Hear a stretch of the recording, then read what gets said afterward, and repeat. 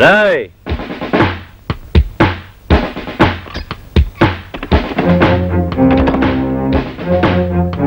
చూడండి, కొద్ది రోజుల క్రితం మసీద్ గుట్ట దగ్గర ఒక మర్డర్ జరిగింది.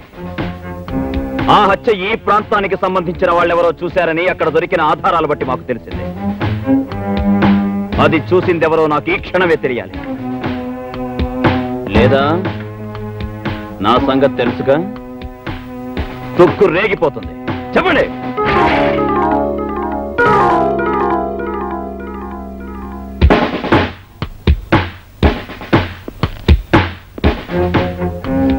ఏంటలా భయపడుతున్నా? ఆ హత్య చూసింది నువ్వే కదా? చెప్పు చెప్పు. లేదు, నేను చూడలేదు. అయ్యో, ఏంటండి ఇది? అబ్బసుబ్బ తెలియని వాళ్ళు మెసేజ్ చేసుకుంటున్నారు. ఆరుదని కూడా చూడకుండా. అసలు ఈ అమ్మాయి ఎవరో మా గూడిందే కాదు. ఆ సాగు చూసింది ఈ అమ్మాయి కాదులే. అయితే నువ్వు? అది కానిస్టేబుల్, ఆ అమ్మాయిని స్టేషన్ తీసుకో. Okay sir. మీరు కదా కదా.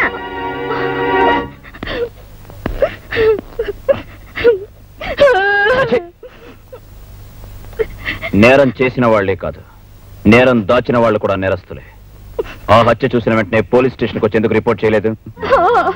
రిపోర్ట్ ఇస్తే ఏం చేస్తారంటే మమ్మల్ని కూడా బాగా కోట్లాంటి తిప్పుతారు.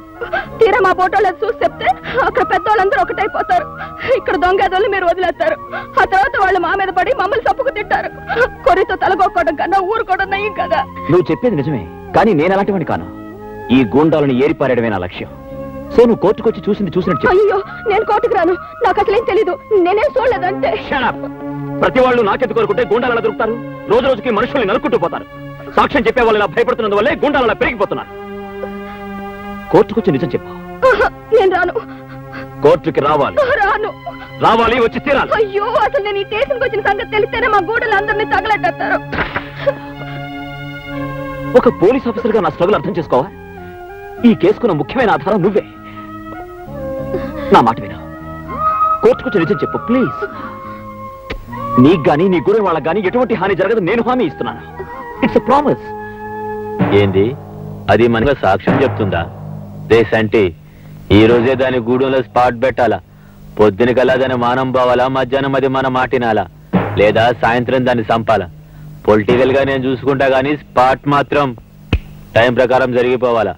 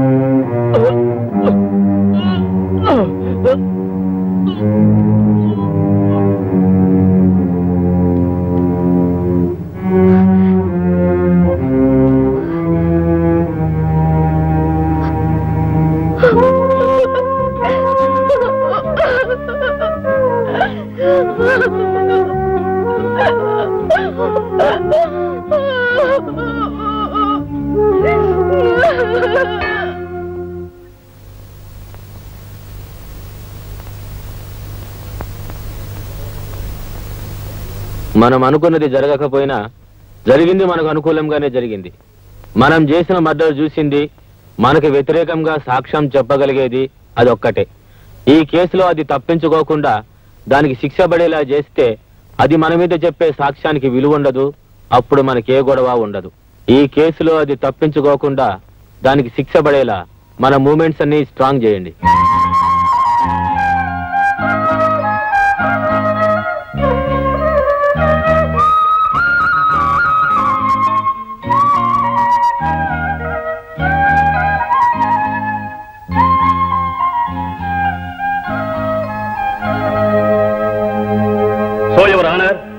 భారత స్త్రీ అంటే ప్రపంచ దేశాలన్నీ తలవంచి నమస్కరిస్తాయి. తల్లిగా, చెల్లిగా, ఆదర్శమూర్తిగా మనిషి మనుగడను తీర్చిదిద్దే స్త్రీజాతికి చెందిన ఈ పార్వతి ఒక గౌరవనీయమైన కుటుంబంలో పుట్టి ఎంతో భవిష్యత్తు ఉన్న ఒక భావి పౌరుడి ప్రాణం తీసింది. ఇది క్షమించరాని నేరం. కనుక ఈ కేసును తీవ్రంగా పరిశీలించి దేశ సంస్కృతి సభ్యతలను కాపాడేందుకు హంతకురాలైన ఈ పార్వతిని కఠినంగా శిక్షించవలసిందిగా కోర్టు వారిని కోరుకుంటున్నాను. That's all your honour. ఏమమ్మా, నువ్వు చెప్పుకోవాల్సింది ఏమైనా ఉందా? పెద్ద పెద్ద మాటలకు అర్థం తెలియని చిన్న జాతిలో పుట్టిన దిక్కులేని ఆడదాన్ని. గొప్ప గొప్ప చదువులు చదువుకున్న మీ ముందు ఏం మాట్లాడగలను? అతను నా వల్లే చచ్చిపోయాడు, అది నేను కాదంటలేదు. కానీ ఇందాక పెద్ద ఆయన అన్నారే, మంది ఆడదాన్ని గౌరవించే దేశమని. ఆ దేశంలో నడివీధిలో నన్ను అల్లరి పెడుతుంటే, తరివి తరివి నన్ను పాడు చేయాలని చూస్తుంటే, నా మానాన్ని కాపాడుకోవడానికి నేను ఈ హత్య చేశానబ్బా. ఈ కేసు పూర్వాపరాలు పరిశీలించిన మీదట ముద్దాయి పార్వతి ఈ ఆ హత్య చేసిందా లేదా అన్నది ముఖ్యం కాదు ఎవరానా. ఆవిడ ఏ పరిస్థితిలో ఈ హత్య చేసిందో తెలుసుకోవడం ముఖ్యం. మీరు న్యాయ నిర్ణయం చెప్పబోయే ముందు ఈ కేసుకు సంబంధించిన ఓ సాక్ష్యాన్ని మీ ముందుంచబోతున్నాను. ఈ సాక్ష్యాన్ని మీరు తెరిచి చూస్తే న్యాయం మీ నోట ఇదే పలికిస్తుందన్న నమ్మకం నాకుంది. ఏమిటది? మీరే చూస్తే బాగుంటుంది మేడం. అలాగే.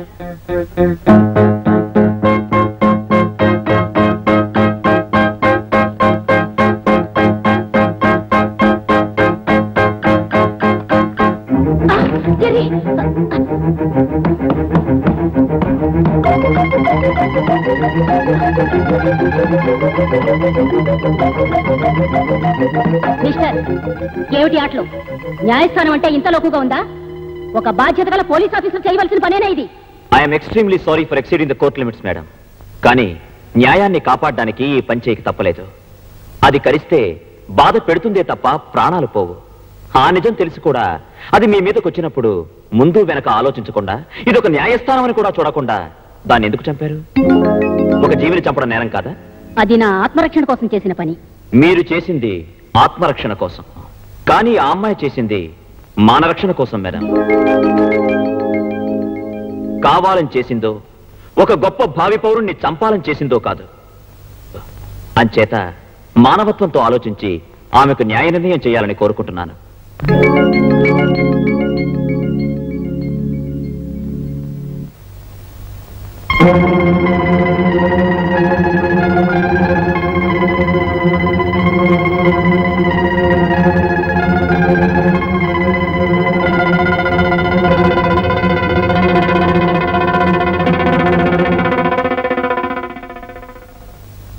ఈ రోజు నేను ఒక ఆదర్శవంతమైన తీర్పు చెప్పబోతున్నాను.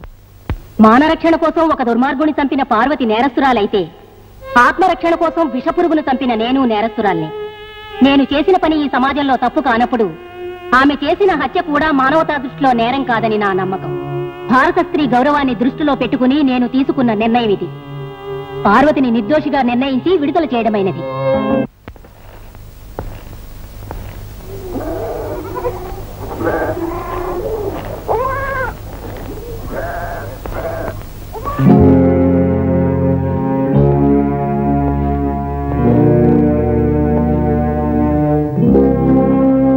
ఆగు పార్వతి. చూడు బాబు, ఆ నేలకంఠం మనుషులది ఇక్కడ ఉంటే మా ఇళ్ళన్నీ పీకెత్తామని బెదిరెట్టారు. ఆ ఎదవలు దాని మీద పగబట్టారు బాబు. ఏ నిమిషంలో దాని ప్రాణాలు తీస్తారో అని భయపడుతున్నాం బాబు. ఏ క్షణంనైనా దాని ప్రాణాలు ఆళ్ళ చేతుల్లోనే పోతాయి బాబు. దాన్ని ఇడిపించి ఆ ఎదవల పాలు చేయటం కన్నా ఆ జైల్లో ఉంటేనే అది ప్రాణాలతో ఉంటది. స్కూల్ డబ్బులకు పనిచేసుకునే మేము ఆ యదవల్ని అలా ఎదిరించగలం బాబు.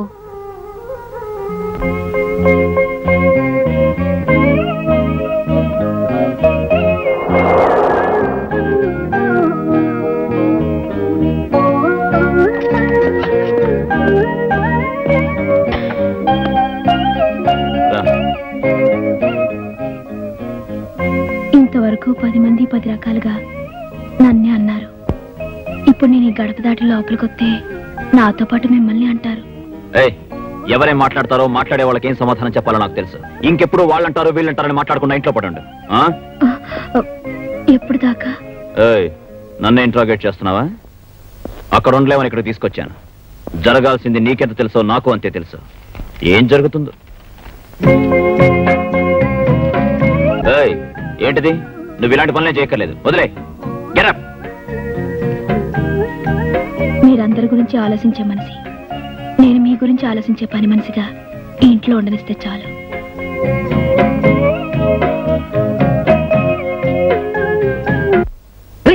మంచి పందెక్కి తొక్కినట్టు ఉండాల. పట్రా పట్టు. సార్ సార్ కొంప మునిగింది సార్. ఏటి రండి సార్. ఎస్ అని చెప్పు. రండి సార్ రండి. ఏటి ఏటి తొందరగా చెప్పు అయ్యా. ఆ సీఎం మీ మీద కమిషన్ అయిపోతున్నాడండి బాబు. నా మీద? ఏ ఎవరంగా చెప్పా? ఇది వరకటి గవర్నమెంట్ ని వాడుకుని అక్రమంగా డబ్బు సంపాదించారని, విజయవాడలో మీరు రిజిస్టర్ చేసిన ఆస్తుల వివరాలన్నీ మొత్తం బయటికి లాగబోతున్నాయండి. ఆ హోమ్ ఎక్కడయ్యా? ఆయన చుట్టూ సిబిఐ అబ్జర్వేషన్ ఉందండి. అందుకే ఈ విషయం సీక్రెట్ గా తెలియచేయమని నన్ను పంపించారు. త్వరలో మీ ప్రాపర్టీ కూడా సీజ్ చేయబోతున్నారు. ఈ మొత్తం విషయం అంతా ఆ సీఎం కి, కమిషన్ చైర్మన్ రాజగోపాల్ కి ఇద్దరికే తెలుసు. ఈ విషయాలన్నీ పేపర్లో కూడా రాబోతున్నాయండి. అయితే వెంటనే ఈ చైర్మన్ రాజగోపాలం గాడి సీఎం నీలకంఠం శివలో ఊదు.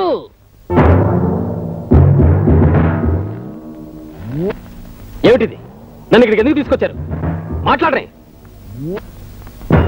ఇదిగో చైర్మన్, ఆ సీఎం నమ్ముకుంటే కూడెడతాడా గొడ్డెడతాడా?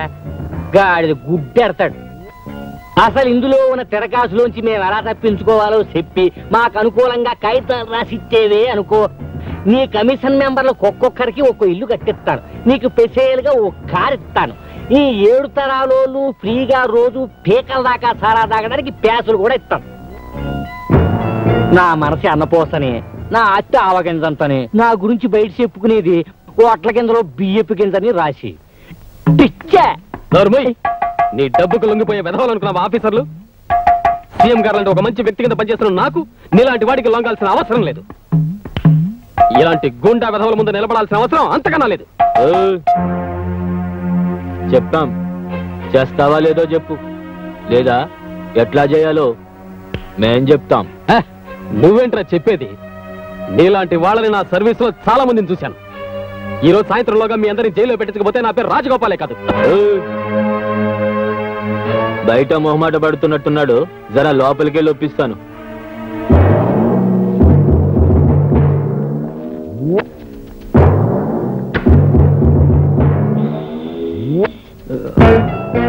లోనకెళ్ళి మాట్లాడుకుంటేనే బాగుంటది. ఒప్పేసుకుంటాడు కదా. చనోర్మై, అన్న స్పాట్ లో ఉండగా మాట్లాడకు. ఓ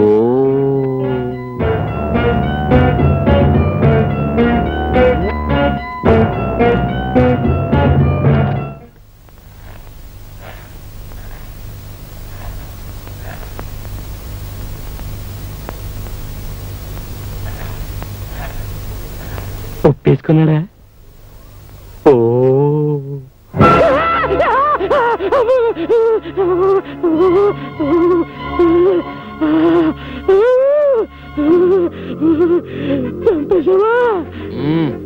పాముని కొట్టి వదలకూడదు. గొంతెత్తరిశాడు, గొంతు కోసేసా. అది నేను స్పాట్ అయినా 1 గంట వరకు అదే మూడ్ లో ఉంటా. ఎవరైనా సరే రేసంటి మేడం మీద జర బ్లడ్ ఉన్నట్టుంది చూడు. ఈ గొడవలో పడి నీ మీద చేసిన కమిషన్ నెల పోస్ట్ పోన్ అవుద్ది. ఏంది చూస్తావు? పైసలి ఈలోగా ఎలాగైనా సరే ఆడి ప్రభుత్వం పడిపోవాలా చూడు. ఇంతకి ఇంతలు ఇస్తాను. ఆ సీఎం గోడి గవర్నమెంట్ ఏ తమ్మం లాగితే పడిపోద్దో చూసి ఆ తమ్మం లాగి పడగొట్టేయాలి డ్రిచ్చ, లేకపోతే మనం పడిపోతాం. ఆ సీఎం గవర్నమెంట్ నా చేత్తు నేనే పడగొడతా. అదెప్పుడు నేనే చెప్తా. అదేమన్నా పూలకుండి నట్టింటో పెట్టుకోవడానికి డెడ్ బాడీ, దాన్ని ఏం చేయమంటావు? ఓ పని చేయి, హోమ్ మినిస్టర్ పిలిచి ఆ డెడ్ బాడీకి 2 పూలదండలేసి ఊరేగించమను. ఎలక్షన్ లో ఓట్లు ఎక్కువ పడతాయి. నువ్వు అడగది ఇచ్చి రారా.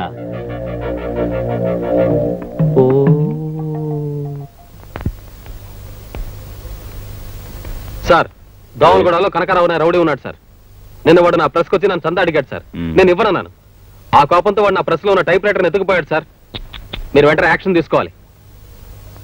ఏమిటి సార్, నేను చెప్తూనే ఉన్నాను, మీరు రాసుకుంటూనే ఉన్నారు. What is this? ఎందుకు అరుస్తున్నావు? యాక్షన్ తీసుకోవాలి సార్. 101 సార్, పేపర్ తీసుకురా. నీ అరుపులని అందులో రాయి. ఏయ్, ఆ కనకారం తీసుకురా. అలాగే సార్.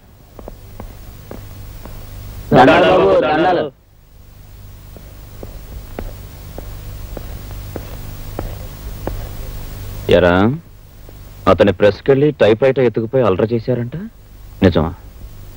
అయ్యా, నాకేం తెలియదయ్యా. 2 రోజుల నుంచి నేను ఊళ్ళోనే లేనయ్యా. నిజమా?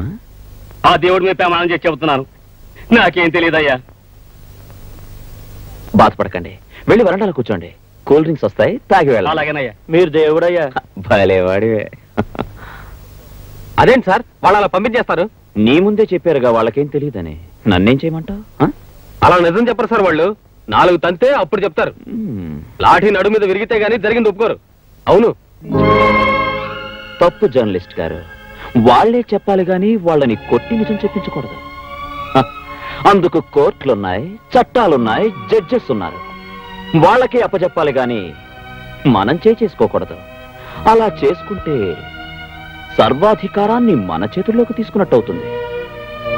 Am I correct, Mr. Vishwanath from Vikas? నువ్వే చెప్పావుగా దొంగల్ని కొట్టి నిజం తెలుసుకోవడం దౌర్జన్యమని. పైగా కోర్టులు కేసులోని నానా ఉపన్యాసాలు దంచావు. ఇప్పుడు నువ్వే కొట్టమంటున్నావు. నీ అభిప్రాయాన్ని మార్చుకున్నావా లేదా అప్పటి నీ అభిప్రాయాన్ని తప్పును ఒప్పుకుంటున్నావా? Tell me. ఏం చేసినా సరే దుర్మార్గాన్ని బయట పెట్టడమే నేను న్యాయమని నమ్ముతున్నాను. ఆ కూల్ డ్రింక్ పార్టీ లోపలికి పంపించండి. Yes sir.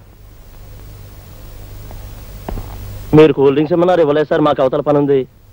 నేనే నా చేత్తో ఇద్దామని. ఏమండి సార్? ఇస్తాను. అది సరే గాని ఆ ప్రెస్కి వెళ్ళి అల్లరి చేశారా లేదా? లేదని ఎన్నిసార్లు చెప్పాలి సార్ మీతోటి? కోపడకయ్యా, మిమ్మల్ని ఊరికి అడిగా. తెలీదా? తెలీదు. తెలీదా? తెలియదు సార్. తెలియదు సార్.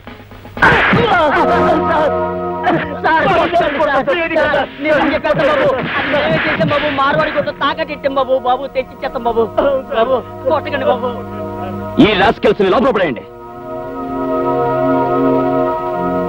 లుక్, మేం కొట్టేది కక్షతో కాదు, కర్తవ్యం కోసమని ఇప్పుడైనా తెలుసుకో. I'm sorry sir. ఆ రోజు విలేకరిగా మాట్లాడాను. వివేకం లేకుండా మాట్లాడానని ఇప్పుడే అర్థం చేసుకున్నాను. I'm sorry. రేపు మార్నింగ్ కోర్టుకు వచ్చి ప్రాపర్టీ హ్యాండ్ ఓవర్ చేసుకో. సార్, ఈ రోజు నుంచి మన ఫ్రెండ్స్. That's good.